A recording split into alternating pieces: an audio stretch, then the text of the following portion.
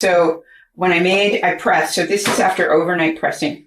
After my 30 minutes, I came in, I did flip it, but what I found was that the cheesecloth was really sticking to the cheese. I've never actually had that happen before.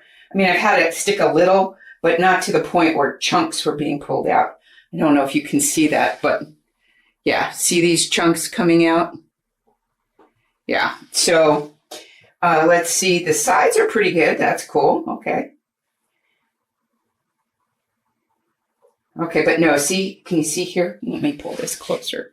Look, I don't want that. So I don't exactly know the solution or the cause. I'll dig into that later. But I looked it up, and it said a solution to not try to remove the cheese. But so maybe time for a new brine too. So, all right. So I'm going to put this in. I'm going to weigh it down because the whole thing. So I'm going to come back in a few minutes. I'm going to see if I can get.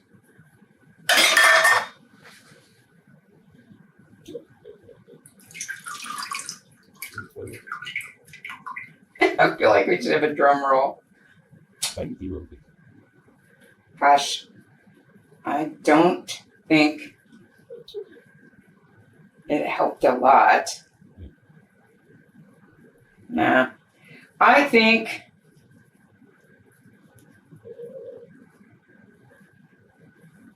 don't think it helped at all.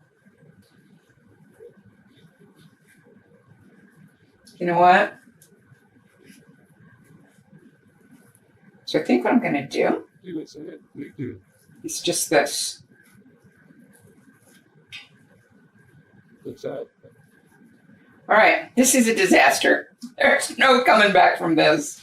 Wow. Okay. Look, it didn't knit at all. Wow. I think I cooked it too long. I think this is a disaster. Fortunately, it's a cheese disaster. You can come back from those. Although, this will never be a Parmesan. We're done. That is a big failure mode.